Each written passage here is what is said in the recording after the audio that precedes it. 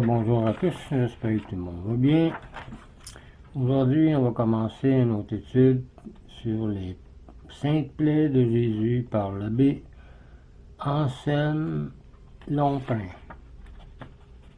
C'est un livre qui a obtenu l'imprimature le 31 juillet 1978. Donc, commençons avec un signe de croix. Au nom du Père, du Fils et du Saint-Esprit. Amen. Avant-propos. La voici venue l'heure où le Fils de l'homme doit être glorifié. Pour aller voir dans Jean 12, verset 23. Est-ce bien l'heure d'écrire un livre sur la dévotion et le culte dû aux saintes plaies de notre Seigneur Jésus-Christ?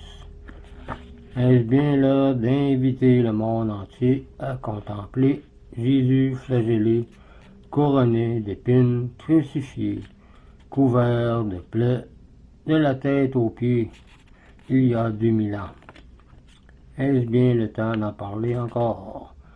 Est-ce bien l'heure de presser les hommes et les femmes avec Saint Jean de la Croix, d'entrer dans ces anfractuosités de la pierre et de se cacher dans ces cavernes du rocher, les saintes plaies de Jésus? Avec Saint Paul VI, je réponds oui.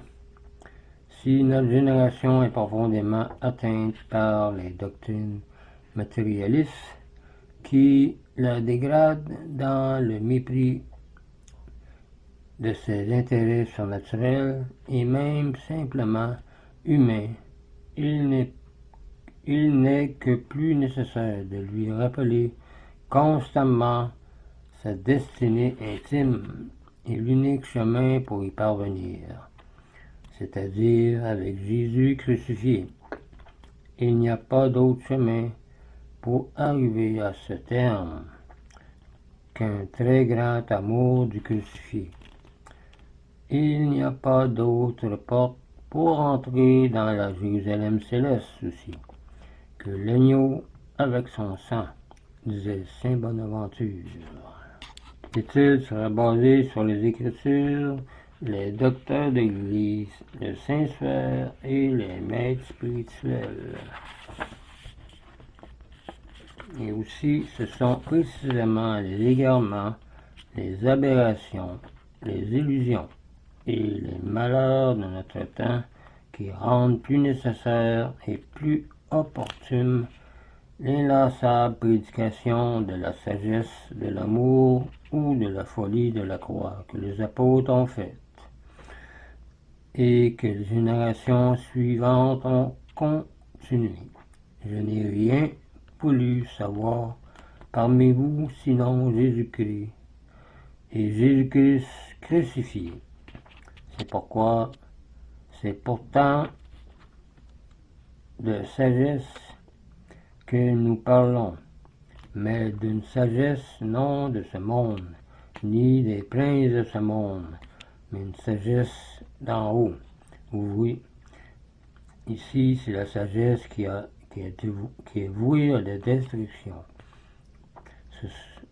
Ce dont nous parlons au contraire, c'est d'une sagesse de Dieu, ou la sagesse de Dieu, mystérieuse, demeurée cachée, celle que, dès avant les siècles, Dieu a par avance destinée pour notre gloire, celle qu'aucun des princes de ce monde n'a connue.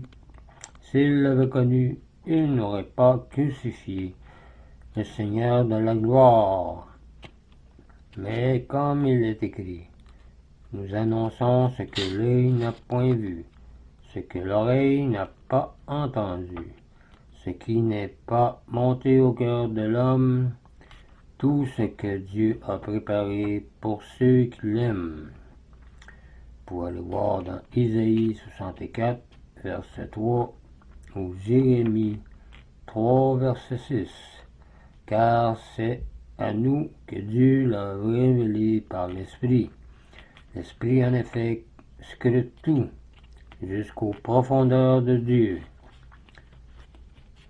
Pour aller voir 1 Corinthiens 2, versets 2 à 11.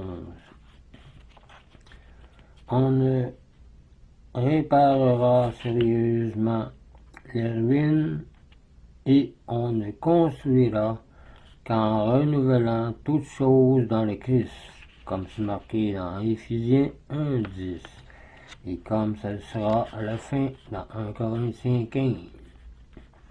Beaucoup de chrétiens du reste sentent l'impérieux besoin de se tourner vers Jésus crucifié et ressuscité, unique sauveur du monde, de la mort.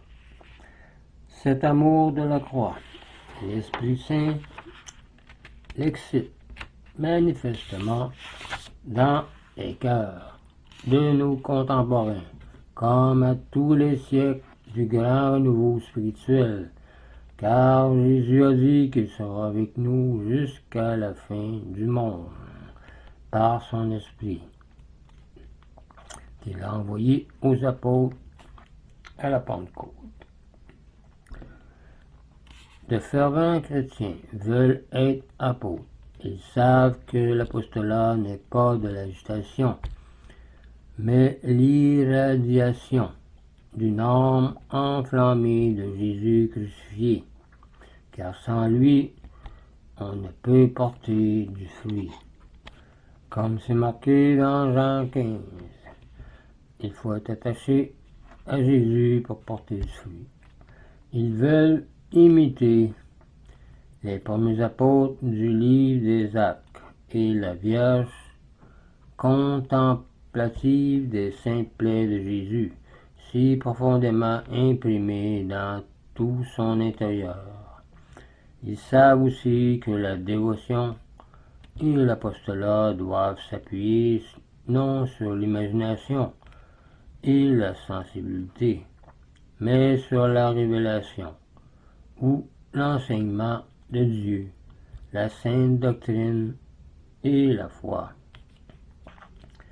C'est pour répondre à ces attentes et sans renoncer à ma détermination d'être bref que j'ai rédigé ces pages sur les plaies de Jésus, en m'appuyant sur le roc des Saintes Écritures, la tradition des églises, des pères, des grands théologiens et des maîtres spirituels. Mon premier but est d'éclairer et d'instruire afin de fournir au culte et à la dévotion des bases fermes pour les développer et d'aider les âmes à garder toujours un juste équilibre entre le sentiment et la foi, le culte extérieur et le culte intérieur, la pratique et l'adoration en esprit et en vérité, que Jean parle dans Jean 4, verset 23. Ai-je besoin d'ajouter que si j'insiste sur la doctrine, c'est justement parce que je poursuis un but pratique et non spéculatif. Qui oserait se contenter de spéculations vaines et stériles en présence de Jésus couvert de plaies, crucifié? Si j'ai essayé dans ces pages de donner des notions exactes et un enseignement en conformité avec le magistère de l'Église, c'est parce que je crois que la dévotion à la totalité des saintes plaies de Jésus, toujours en honneur dans l'Église, depuis le Vendredi Saint, doit occuper une place encore plus grande que jamais dans la vie des catholiques et dans l'action pastorale des prêtres d'aujourd'hui.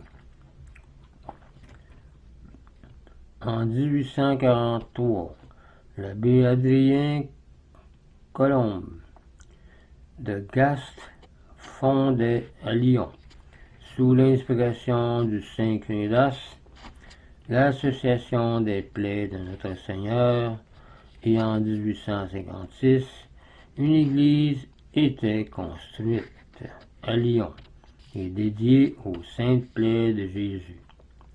Quelques pages de ces écrits me sont tombées accidentellement sous les mains. Elles forment les chapitres 4 et 5 de mon opuscule, car il m'a paru que l'on ne pouvait mieux dire.